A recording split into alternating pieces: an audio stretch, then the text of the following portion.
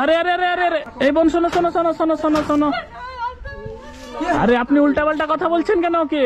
না না, খাতে খুঁজছিল, বলছে এই শোনো শোনো, জমিনে ধান কাটো, মানে ধানের কাজ করো জমিতে? আহারে, এই বয়সে জমিতেও কাজ করতে হচ্ছে, জঙ্গলে খড়ি কুড়াচ্ছ।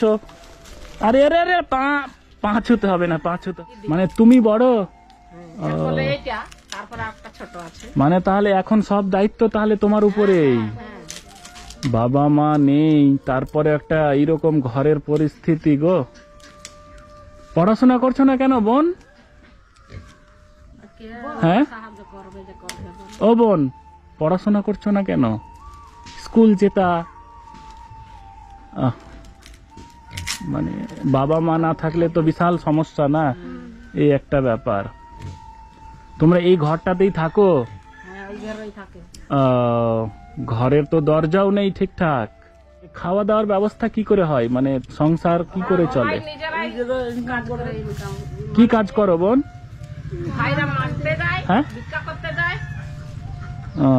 ভাইরা ভিক্ষা মাগতে যায়, দিদিটা লোকের বাড়িতে টুকটাক কাজকর্ম করে, যা পয়সা দেয় সেগুলো এইটুকু করে, তরকারি বাজার করে নিয়ে এসে খায়। না বিশাল কষ্ট তো, ভয়ানক পরিস্থিতি।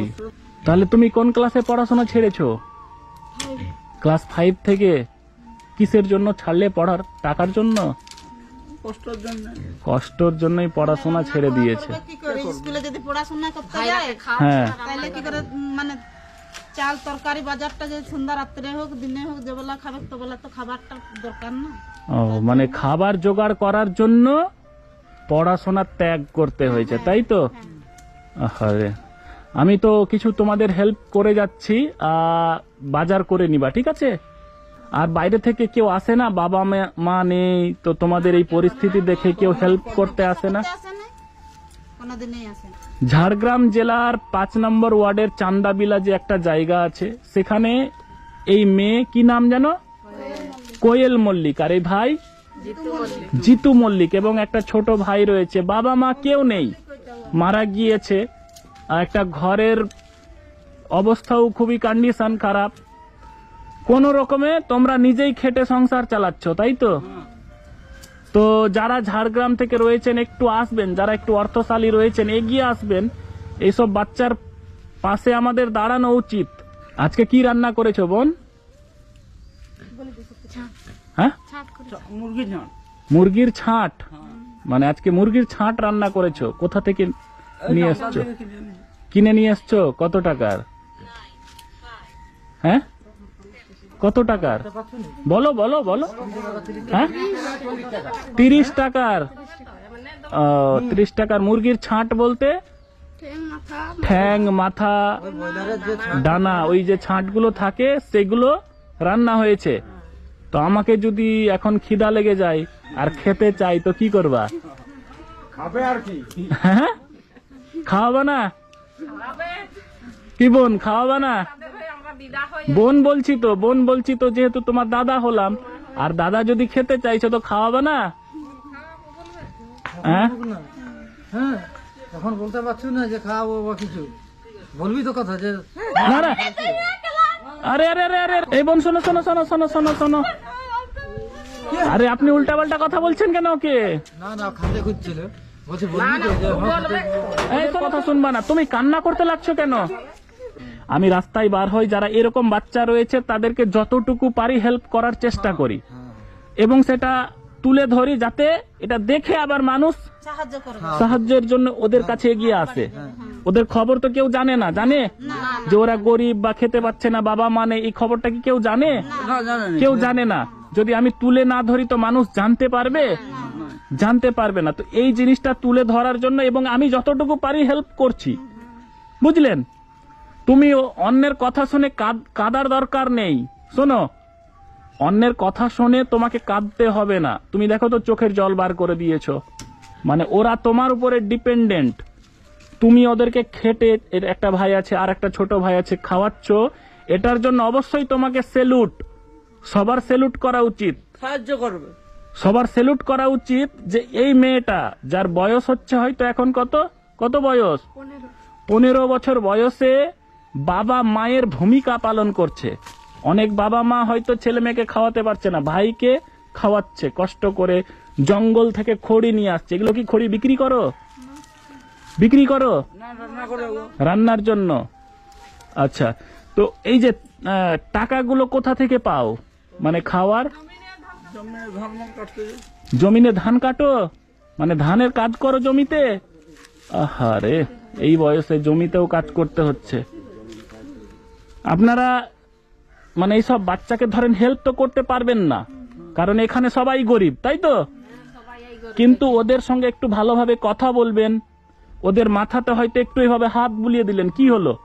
আপনার হাতের তো ক্ষতি হবে না, কিন্তু ও বাচ্চারা শান্তি পাবে যে এই কাকু বা দাদা আমার মাথায় হাত বুলিয়েছে।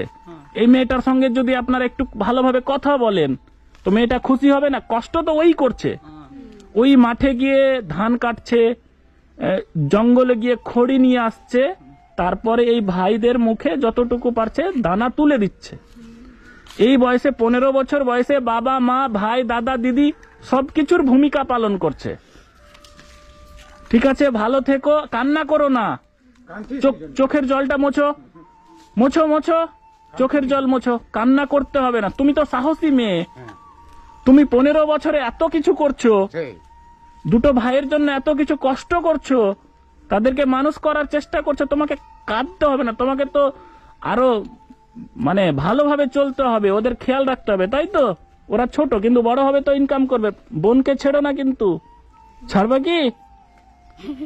হ্যাঁ, এখন তোমার দিদি, তুমি হাসছো কারণ হচ্ছে তোমার বয়স কম, তুমি বুঝতে পারছো না জিনিসটা।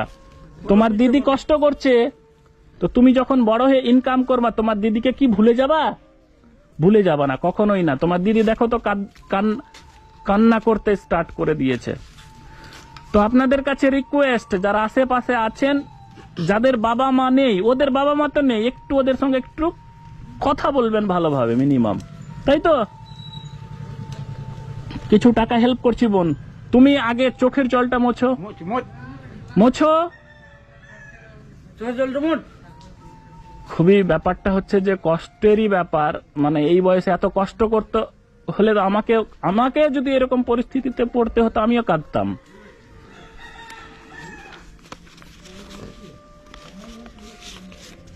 ধরো টাকা নাও, এখানে নাও নাও নাও, 1100 টাকা আছে। হ্যাঁ, চাল নিয়ে আসবা 10 কেজি, আর বাকি সবজি টবজি নিয়ে আসবা, ঠিক আছে? একটু হাসি দাও, একটু হাসি দাও। তুমি কান্না করলে হবে?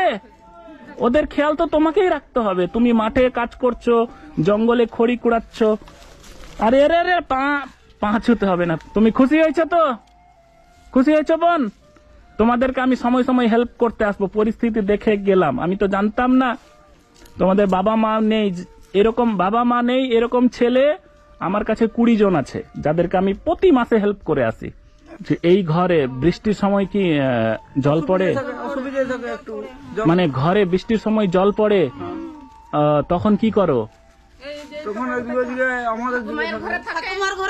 অন্যজনের ঘরে চলে যাই, মানে এই ঘরটাতে চলে যাই, মানে এটা সরকারি ঘর নাকি? সরকারি ঘর পাশে রয়েছে, যখন বৃষ্টি পড়ে তখন এই ঘরটাতে চলে যাও, তাই তো? থেকো তাহলে, হ্যাঁ, ভালো থেকো। তুমি একটু হাসি দাও, হ্যাঁ, ঠিক আছে, হ্যাঁ, আচ্ছা।